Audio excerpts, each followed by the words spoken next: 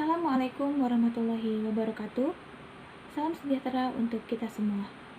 Yang kami hormati, dosen pengampu mata kuliah Sistem Informasi Akuntansi, Ibu Nani Mulyani, Eskom MM, dan rekan sekalian yang berbahagia. Pada kesempatan ini, kami dari kelompok 9 yang beranggotakan saya, Anita Diansari, Fitria, dan Safitri Amelia akan memaparkan salah satu materi dari mata kuliah Sistem Informasi Akuntansi, yaitu siklus pendapatan. Kemudian, rangkaian materi yang akan dibahas meliputi pengertian siklus pendapatan, proses siklus pendapatan, fungsi yang terkait siklus pendapatan, dokumen yang digunakan dalam siklus pendapatan, catatan akuntansi yang digunakan, jaringan prosedur yang membentuk sistem, tujuan, ancaman, dan prosedur siklus pendapatan, serta yang terakhir adalah kesimpulan. Materi pertama, apa itu siklus pendapatan? Siklus pendapatan menurut Romney dan Steinbart tahun 2005 adalah rangkaian aktivitas bisnis dan kegiatan pemrosesan informasi terkait dan terus berulang dengan menyediakan barang dan jasa kepada para pelanggan dan menagih kas sebesar sebagai pembayaran dari penjualan-penjualan tersebut. Lalu, Bodnar dan juga Hopwood tahun 2003 telah mengemukakan terlebih dahulu apa itu siklus pendapatan. Siklus pendapatan adalah kejadian-kejadian yang berkaitan dengan pendistribusian barang dan jasa kepada entitas-entitas lain dan penagihan pembayaran yang berkaitan. Selanjutnya adalah proses dari siklus pendapatan. Berikut kami sajikan tabel garis besar dari siklus pendapatan yang terdiri dari 4 aktivitas dasar, yaitu entry pesanan penjualan atau sales order entry, yang kedua pengiriman atau shipping, yang ketiga penagihan atau billing, dan yang keempat adalah penagihan atau cash collections. Proses pertama yaitu entry pesanan penjualan atau sales order entry. Proses entry pesanan penjualan mencakup 4 tahap. Yang pertama, mengambil pesanan pelanggan. Data pesanan pelanggan akan dicatat dalam dokumen pesanan penjualan. Yang kedua, persetujuan kredit. Sebagian besar penjualan antar perusahaan bisnis to bisnis dilakukan secara kredit. Penjualan secara kredit harus disetujui sebelum diproses. Yang ketiga, memeriksa ketersediaan barang. Akurasi proses ini penting, karena apabila catatan persediaan tidak akurat dan sesuai dengan kondisi terakhir, bisa mengakibatkan kekecewaan terhadap pelanggan. Dan yang keempat adalah menjawab pertanyaan pelanggan. Proses entry pesanan penjualan meliputi pemberian jawaban atas permintaan pelanggan.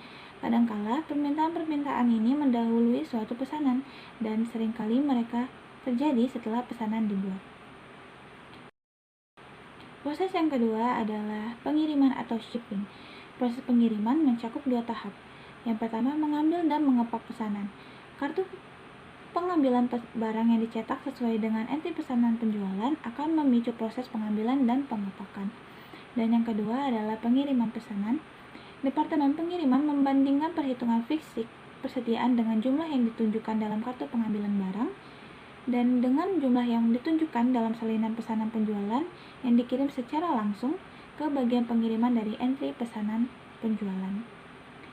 Yang ketiga adalah penagihan atau billing.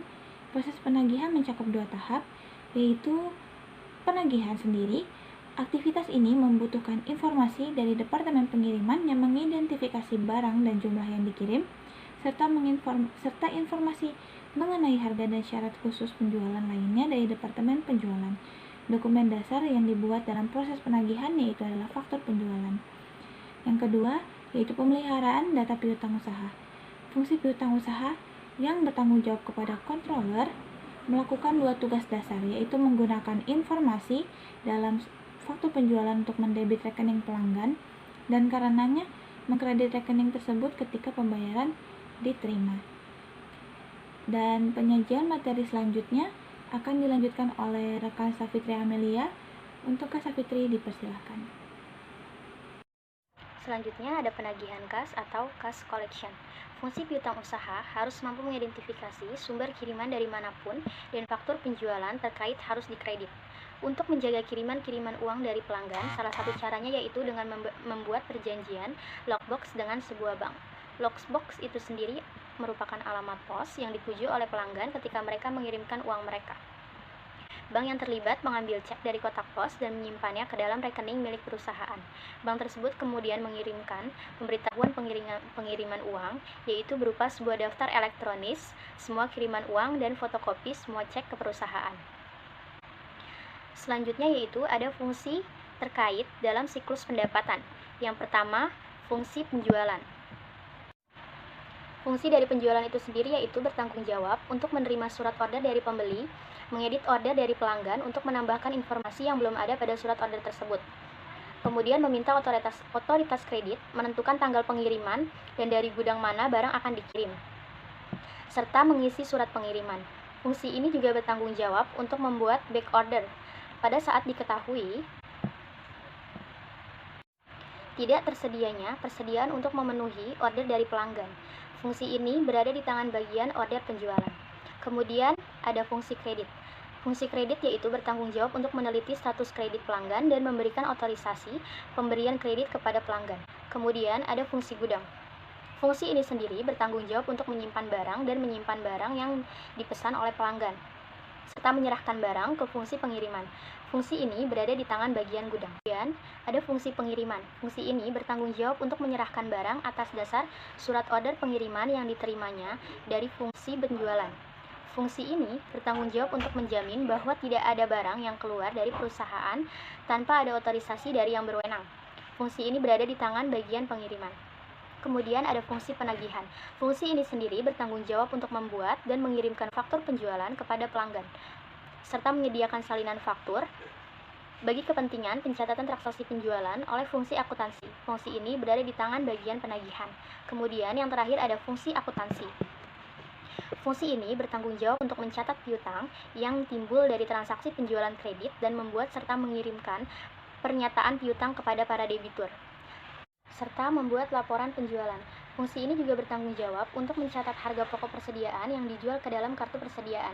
Fungsi ini berada di tangan bagian piutang, bagian jurnal, dan bagian kartu persediaan. Kemudian ada dokumen yang digunakan di dalam siklus pendapatan. Yang pertama yaitu surat order pengiriman dan tembusannya, yang terdiri dari surat order pengiriman, tembusan kredit atau kredit copy, surat pengakuan atau acknowledgement copy, surat muat atau bill of lading, slip pembungkus atau packing slip, tembusan gudang atau warehouse copy, arsip pengendalian pengiriman atau sales order follow-up copy, arsip indeks silang atau cross index file copy.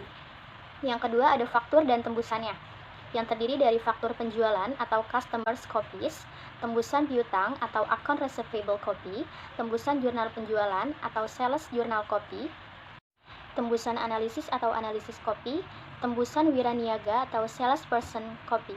Yang ketiga ada rekapitulasi harga pokok penjualan, kemudian yang terakhir ada bukti memori. Nama saya Fitria dari tim 9. Catatan akuntansi yang digunakan. 1. Jurnal penjualan. Catatan akuntansi ini digunakan untuk mencatat transaksi penjualan, baik secara tunai maupun kredit. 2. Kartu piutang. Catatan akuntansi ini merupakan buku pembantu yang berisi rincian mutasi piutang perusahaan kepada tiap-tiap debiturnya. 3. Kartu persediaan. Catatan akuntansi ini merupakan buku pembantu yang berisi rincian mutasi setiap jenis persediaan. 4. Kartu gudang. Catatan ini diselenggarakan oleh fungsi gudang untuk mencatat mutasi dan persediaan fisik barang yang disimpan di gudang. 5. Jurnal umum. Catatan akuntansi ini digunakan untuk mencatat harga pokok produk yang dijual selama periode akuntansi tertentu. Jaringan prosedur yang membentuk sistem. A. Prosedur order atau pesanan penjualan. Dalam prosedur ini, fungsi penjualan menerima order dari pembeli dan menambahkan informasi penting pada surat order dari pembeli. B. Prosedur persetujuan kredit. Dalam prosedur ini, fungsi penjualan meminta persetujuan penjualan kredit kepada pembeli tertentu dari fungsi kredit. C. Prosedur pengiriman. Dalam prosedur ini, fungsi pengiriman mengirimkan barang kepada pelanggan sesuai dengan informasi yang tercantum dalam surat order pengiriman yang diterima dari fungsi pengiriman. D. Prosedur penagihan.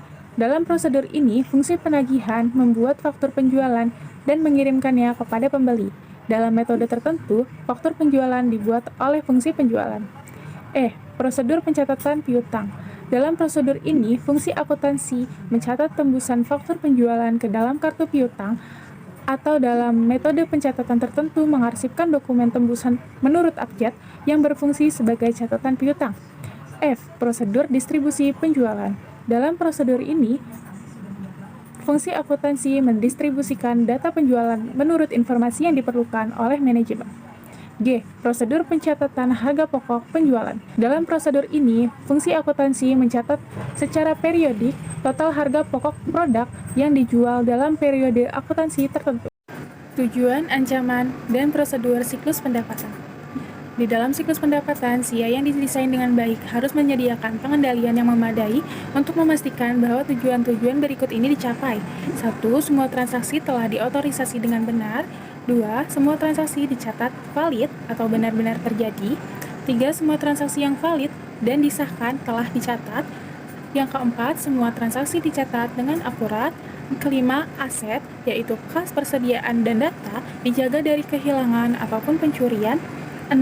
Aktivitas bisnis dilaksanakan secara efisien dan efektif.